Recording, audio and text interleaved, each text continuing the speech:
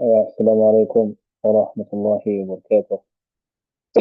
So, inshallah, we continue our lesson from Module 9, and we're still on Al-Idofah. Okay, and in this time around, we are going to talk about connection between two nouns. Between a noun and a pronoun. So, that's what we're going to do. So, we mentioned that Al-Idofah can be connected to nouns, and Al-Idofah can be a connection between two nouns and between a noun and a pronoun. Okay, so this question was set actually with respect to Ali in the Mudhafun ilayhi. We mentioned that nouns can be connected. We have two categories of nouns. In that case, two categories of idafa. Idafa to a ma'rifa and idafa to a nakira. So that was two. Now this time around, we're going to be looking at the connection between nouns and pronouns. So let's look at that. We mentioned that in this session we look at the connection between, but this kind of, I think we talked about dhama'ir. We said there are two types of dhamir, that's pronouns. We have pronouns that can stand alone. This is dhama'ir munfasila, dhama'ir munfasilatun, ضمائر منفصلة, or we say الضمائر المنفصلة. The ones that can stand alone, detached pronouns, and we have the ones that are متصلة, that connecting or attaching pronouns. So the ones that can stand alone, they are here, huwa, anta, anti. That's the one we talked about, and now this question came out also in the text. So in this case, for this kind of connection, ضمائر المنفصلة are not useful. So we are going to use another set of pronouns that's going to be useful in this case, and that pronouns will be called ضمائر المتصلة. ضمائر المتصلة, pronouns that can stand, that do not stand alone, they have to attach. So we mentioned that ضمائر المنفصلة, let's look at that here. ضمائر, okay, this is what we're talking about. And we said the fact that they can stand alone makes them, may give them the ability to serve as the mubtada. Okay, now I'm talking about pronouns now. Pronouns that can stand alone have the ability of being a mubtada in a jumla ismiyya. Okay, so for example, huwa jamil, is handsome. Huwa jamil, so huwa is a damir munfasila, it can stand on its own. And so that was set in the test as well. So, okay, now let's look at more examples. When الضمائر المنفصلة, they can stand on their own, they can serve as jumla, as a mubtada in a jumla ismiyya, as we can see here, and they can serve as fa'il. They can serve as fa'il in a simple jumla fi'liyya, okay, in a simple verbal sentence. They can stand on their own. We say, for example, ja'a. Ja'a as a fa'il. Normally you would see ja'a. That's what you see normally, right? Ja'a. So, but the ja'a, somebody did the action of coming. Ja'a means he came. So it is huwa. Huwa is the doer of the action, but it's not always shown. It is mustatirun wujuban. It must be hidden. So, but yet the person that did it, the doer, is huwa. And so in that case, it is a kind of a pronoun that can stand on their own. Okay, so now we have seen the function of ضمائر منفصلة. Another question might come up, that what are the kind of pronouns that can serve as a subject and as a doer. Okay, so let's take note of that. Let's jot that down. So start what we now. In this case, also we look at what I wrote here. Who here must be compulsorily hidden. So in Arabic we call it ضمير مستتر وجوبا. تشرعيدان ضمير مستتر وجوبا. ضمير مستتر مستتر ضمير مست ضمير مستتر. Okay, so ضمير مستتر وجوبا.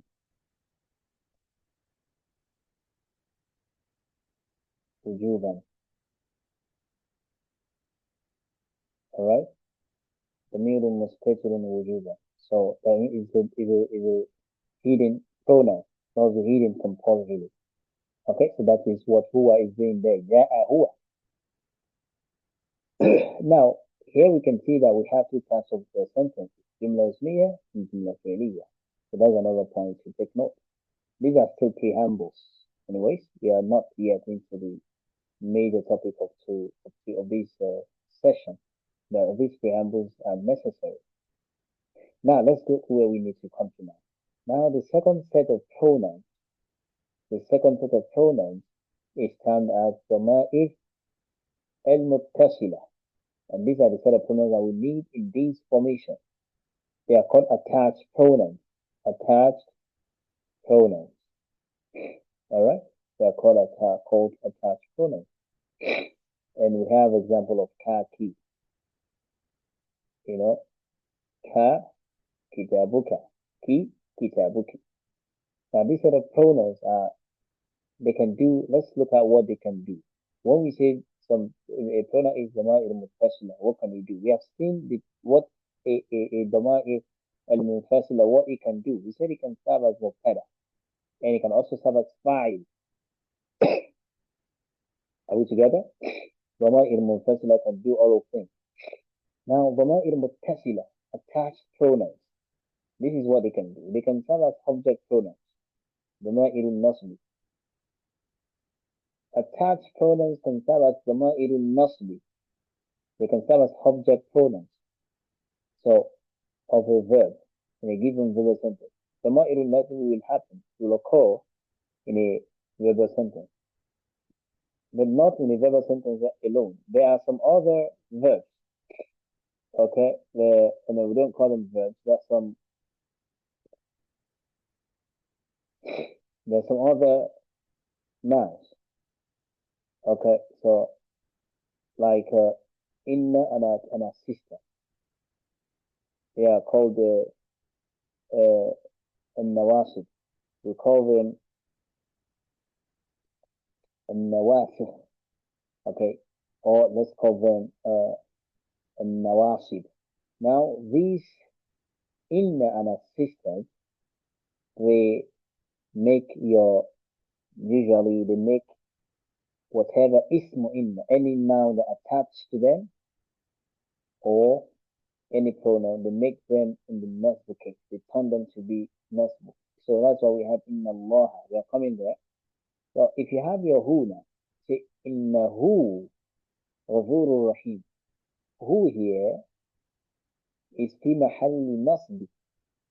So we can also say it's a ضمائر nasb in this case. So, but what is most clear is that ضمائر nasb, they can serve as subject pronoun in a jumla fi'liya. Okay, that is, they are under the influence of an action. The same way they are under the influence of inna when they have innahu.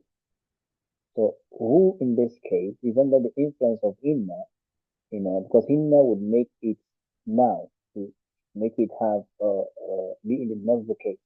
Okay, so now that is taken. We also said it can also serve as genitive pronouns.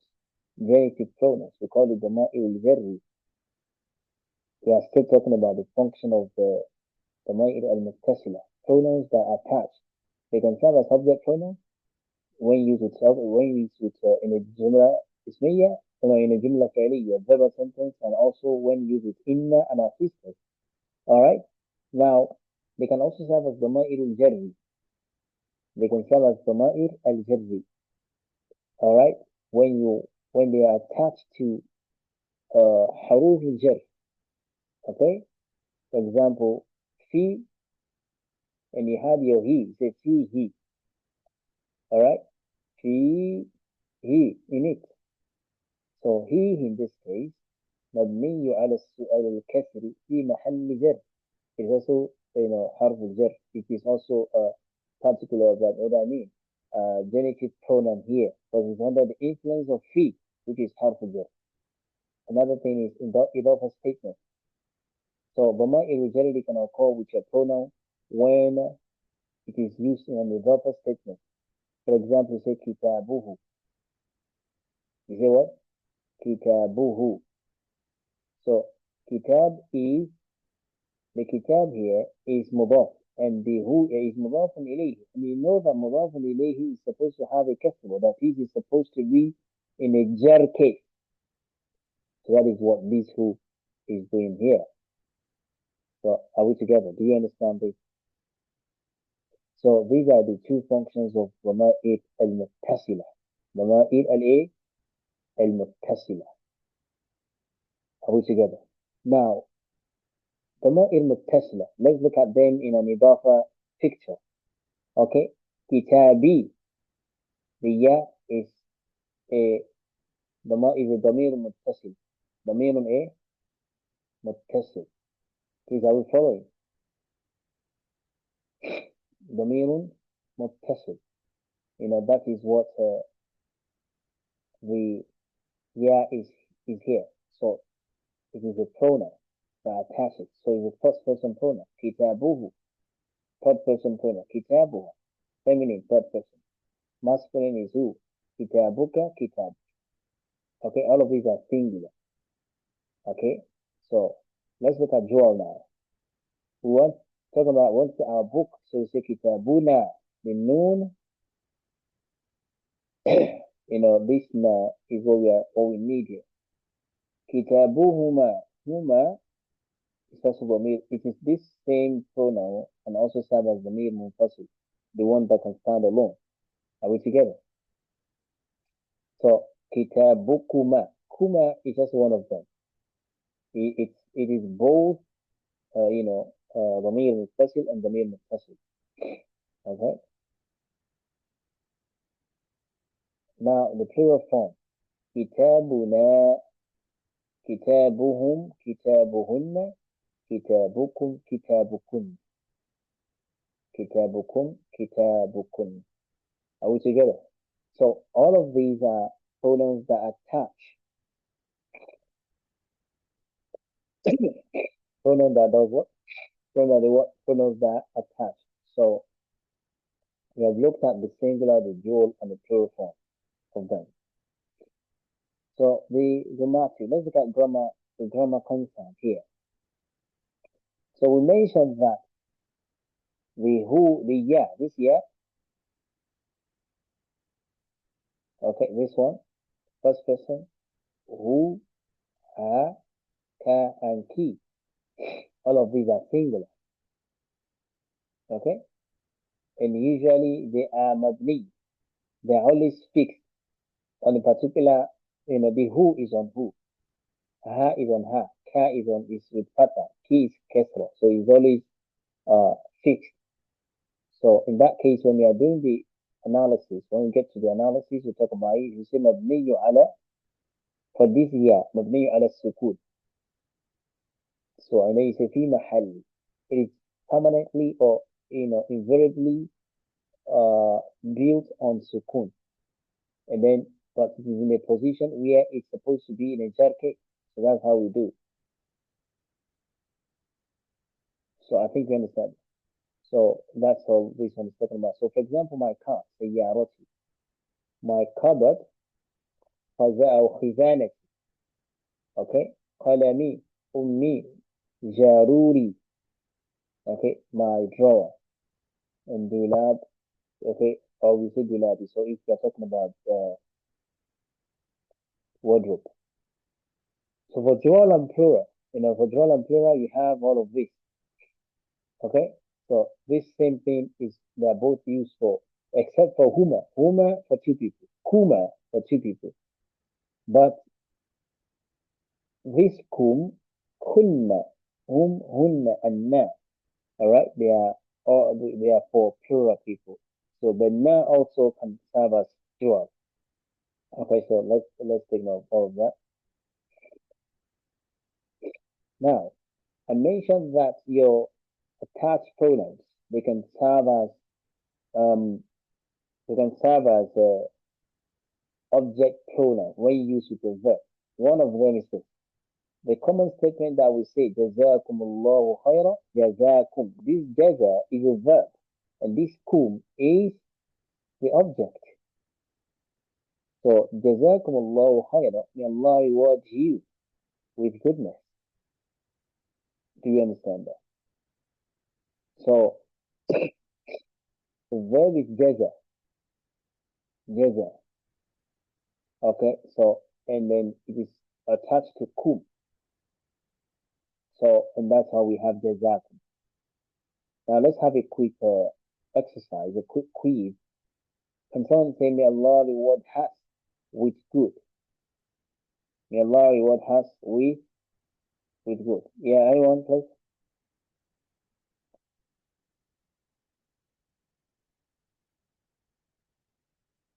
May Allah reward us with good. Us in this case might be 2 people or 3 people.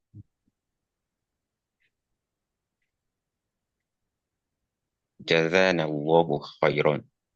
Barakallah fiqh. Jazanallahu khair. So that's how we say. So, someone else, how do you say, may Allah reward you? That's for female. A female singular. May Allah reward you, female. So, Sister Mopia, how do I say, may Allah reward you as a female? So, let's assume I'm talking about you. I want to say, may Allah reward you. How do I say that in Arabic?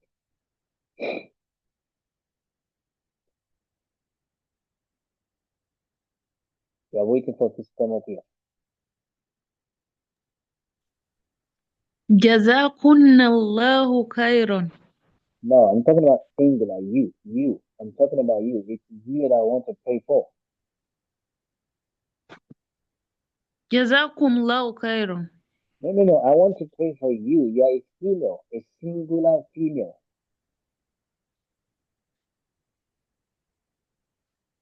How do I say that? Like, it is you that that I want to pray for. I want to see Allah reward you yourself. So, but you are not plural, so we cannot say jazakunna. We cannot say jazakum. جزاك الله خيرا. One more time, please. جزاك الله خيرا. That's it. Jazakillahu khayra. Is to work on the kha. It's not K. You're still pronouncing the kha as a ka.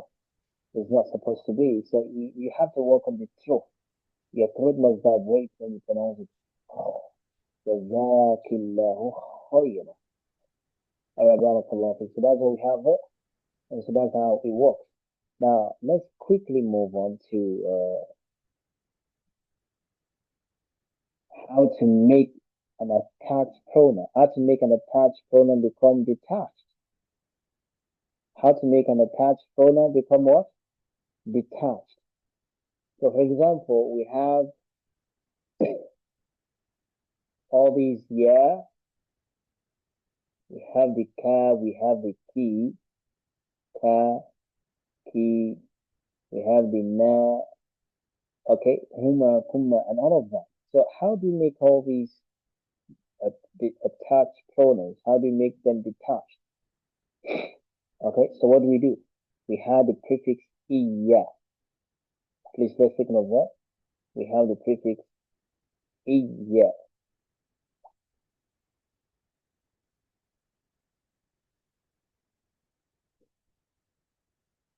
Iya. Alright, we have the prefix iya. Are we following? So the prefix iya will be added if you want to make it stand alone. You want to make your pronouns, past pronouns, and you want to make them stand alone. You have iya. Now let's look at this. Iyaya. Can someone say that please? Iyaya.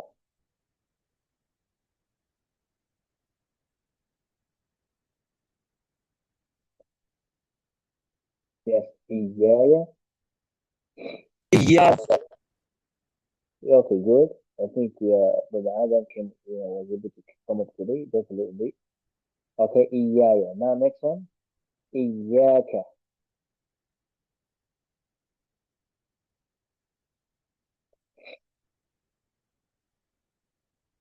Yes, please.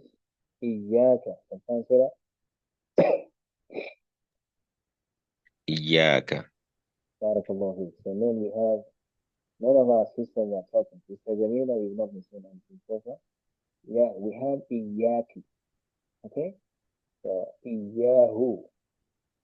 And we have Iyaha. So we have all that. That's for singular. For the plural, we have Iyana, Iyakuma, Iyahuma.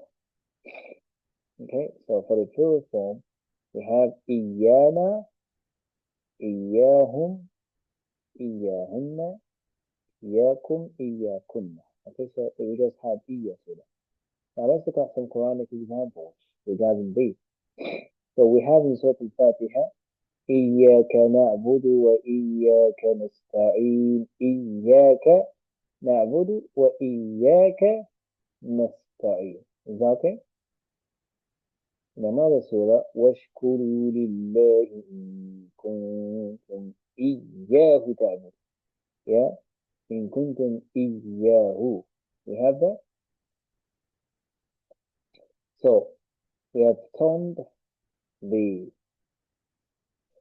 the detached pronouns into, attached pronouns into detached.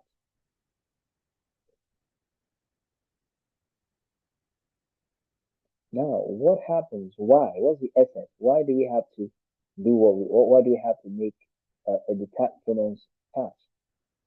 So, the major reason is we know that detached pronouns, usually what they do is that they serve as object pronouns when used in the Jumla Ismiya. Okay? So, one of the reasons is number one, one of the reasons is this.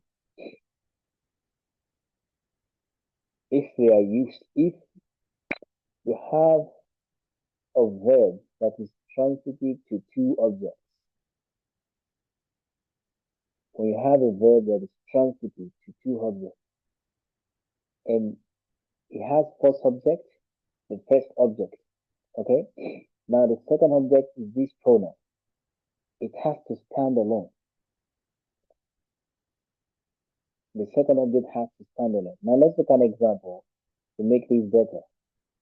We use these separated detached pronouns in a situation where you are using a verb that takes two objects, and one of them is this. Now look at this example. Let's look at it now. The verb a'ta. Okay, please write it down. The verb a'ta. Inna a'tayna. Inna a'taynaka. Inna a'taynaka al-kawthar. All together.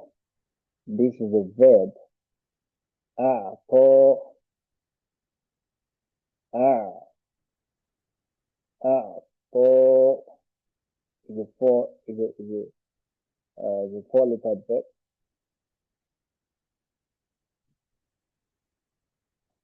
Okay, a'ta, that's the verb. So the verb a'ta means to give something. So it takes two objects. It takes two objects. The first object is the person you are giving something to, and the second object is what you are giving to that person. Are we together, please? So now,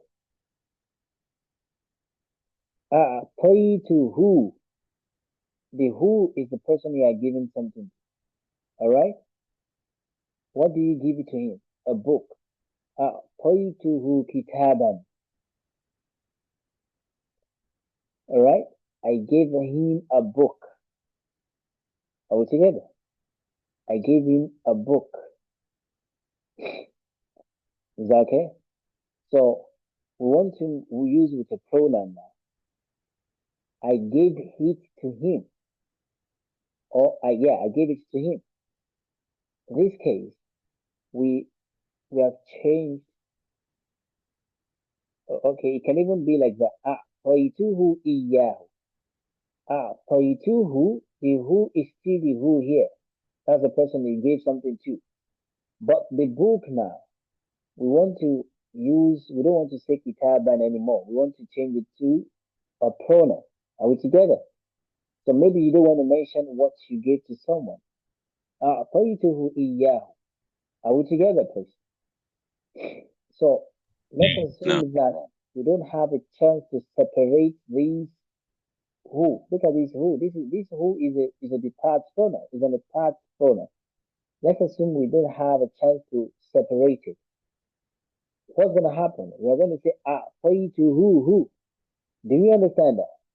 So which does not fit, which is not fit, right? So if we don't have the chance of adding iya, you have to say to who, and it's wrong that way. In fact, there's no fasaha there. It's not clear. So that's why the iya is attached in order to make your object pronoun, attached pronouns to stand alone and still performing the same function. Is that taking place? Are we all together? No. أعطيته إياه. So that's one of the function of the essence of separating an attached pronoun, separating it. I bought him a car. This is probably possible in English, but this is not the case here. اشتريت له سيارة. Of course, this is also correct. اشتريت له سيارة. I bought for him. In Arabic, we say اشتريت له. Okay, but it is understandable. We say I bought him a car. It's something like saying I bought a car for him. So now let's look at it in Arabic now. We want to use it now. اشتريت له سيارة. I bought for him a car. Are we good? Now we don't want to use سيارة in this case. We want to use something else. We want to use a pronoun. So we say اشتريت له إياها. Is that right? However, in this case, this construction has alternative. Okay, so we can bring iyaha here to attack this task. So we can just say اشتريتها له. Do you understand that? So this one has another option. So we can say اشتريتها له. We just bring the ha, we remove the iya, and then we bring the ha to this verb directly, since this one has a particle. However, we understand the message. Okay. Now let's look at another one. I beat him and her. I beat him and her, meaning you beat two people, one male and one female.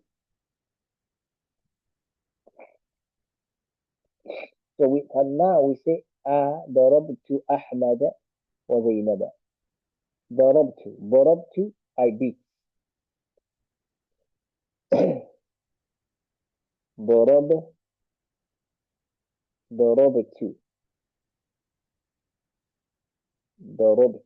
ضربت. I beat Ahmed and Zainab. So I want to replace the two with a verb, with a pronoun. I beat Ahmed ضربته, and I beat Zainab. So I want to say وإياها. Do you understand that now? I cannot say ضربته وها. Does it make sense to say that? No. ضربته وها, no, because it has to join with the verb. So we say ضربته وإياها. I beat him and her. ضربته وإياها. So that is one of the, those are the reasons why we separate this. Do you understand that? Now, the second reason, that's the one that is used in the Quran. إِيَّاكَ نَعْبُدُ وَإِيَّاكَ نَسْتَعِينُ. The pronouns are brought forward. The pronouns are brought forward. We could have said نَعْبُدُكَ وَنَسْتَعِينُكَ. Is that right? We could have said نَعْبُدُكَ and nasta'inuka. But we said iyyaka na'budu. We brought the object forward and the verb follows. Wa iyyaka nasta'in. And then the sentence follows. So what is the essence? So this is the essence of al-hasru. We use this in balagha to mean for al-hasru, limitation. Limitation to limit an action to something, just one thing. Is that right? So the fact that we brought the object forward shows that we have limited the action onto it. You cannot add any other verb. You cannot say iyyaka na'budu and you had another thing. It's not possible. But if you say na'buduka, you can also add something else. Na'buduka wa iyyah. We worship you and him. But in this case, you brought it forward. Na'buduka iyyaka na'budu. You cannot add any other verb there, any other object anymore. So this is the second reason for al-hasr, limitation of action to something, or restriction of an action to something. So the moment we say iyyaka na'budu, that iyyaka na'budu, the fact that we brought the object forward means that we have limited worship to only Allah. Wa iyyaka nasta'in, because we are making oath. That ayah is like this is the conversation between Allah and His slave. So you are making oath to Allah. Iyyaka, it is you, na'budu, that we worship. Wa iyyaka nasta'in, whose help we seek. So you are making oath to Allah, and then that is why it is in that siga. Do you understand that? So before we end the lesson, please take note of this point. The assignment, you have an assignment. This is the first assignment in this month. So the first assignment in this month. So look for more Quranic verses where these kind of pronouns are used. Okay? That's the first. More Quranic verses. And I think the second, look for 5 transitive verbs that take 2 objects and use them in meaningful examples. One with nouns and the other with pronouns. So these are 2 assignments combined together. The first one is A and B. It's one assignment, but it has A and B. The first, look for more Quranic verses. You can do 2 verses, 3 verses, 4 verses, or such as you can find. Well, let's restrict to 5 verses. Look for 5 verses, 5 Quranic verses that have this kind of verbs. Okay? Now, the B section is look for transitive verbs that take that take 2 objects. I gave you one earlier. Is a verb, is a transitive verb that take 2 objects. Okay, so you look for transitive verbs that take 2 objects and use them 5 transitive verbs. Okay, and use them in meaningful sentences, in meaningful examples. One with noun and the other with pronouns. Okay, just the way I did it. So I'm expecting like 10 expressions. The way I say Darabtu Ahmad wa Zainaba, then you change it to a pronoun. Darabtuhu wa iyyaha. Is that right? So that's what we mean by with nouns and pronouns. So your 5 verbs, you are using it to form 2 different sentences, one with a noun, one with pronouns. So that'll be 10 sentences in that case. And 5 Quranic verses. Don't quote the whole verse. I'm not asking for the whole verse. Just a part where what we need is mentioned. That's all we need there. Do you understand that, please? So that's the way I say iyyaka na'budu wa iyyaka nasta'in. Just like I say washkuru lillahi in kuntum iyyahu ta'budun. Something like that. Now, sorry, I don't understand it. B part. Okay, so with B part, look for 5 verbs that can take 2 objects. For example, I gave darabtu. Darabtu is a verb, daraba is a verb that takes 2 objects. Okay, I mean, yes, I use it 2 objects. Darabtu Ahmad wa Zainab. Whether with a wa or just like a'to. Look at a'to now. Look at the verb a'to. A'taytuhu kitaban. أعطيته كتابا is a verb that takes two objects. One, أعطيته. كتابا is the second one. Okay? So this verb can take two objects without the use of wa, حرف العطف. Okay? So, and ضرب can take, it takes one object at a time, but I use wa.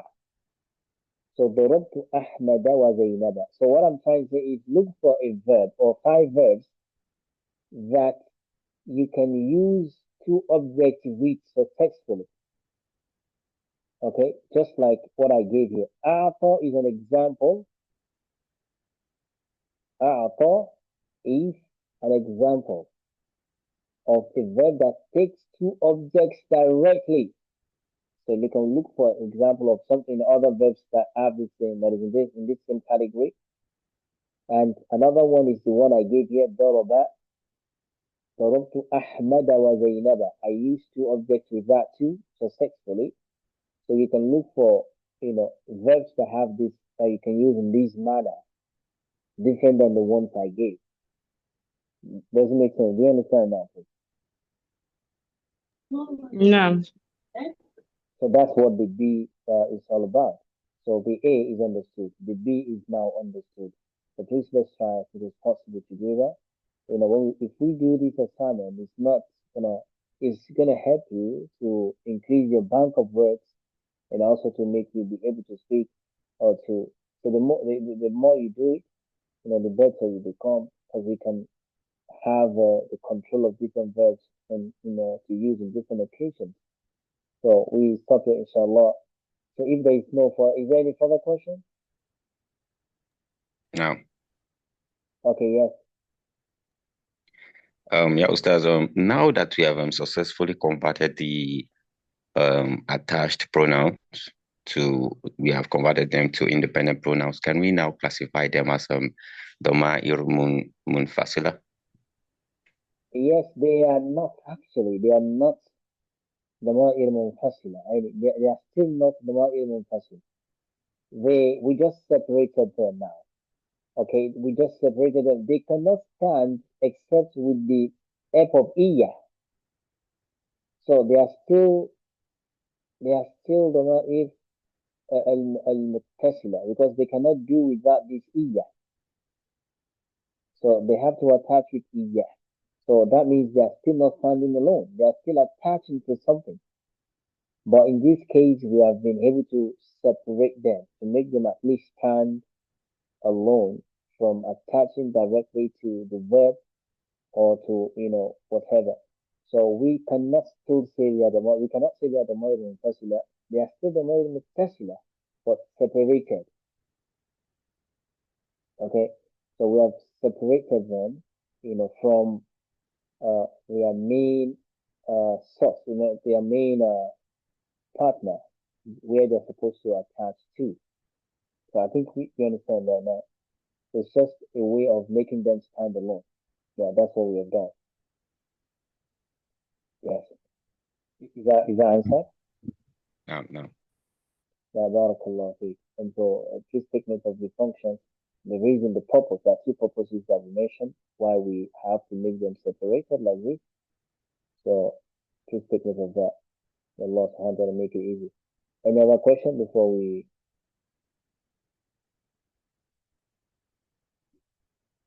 Okay, so in the absence of no question, we shall close the curtain of this session and we'll see again in the next session. Assalamu alaikum wa rahmatullahi wa barakatuh.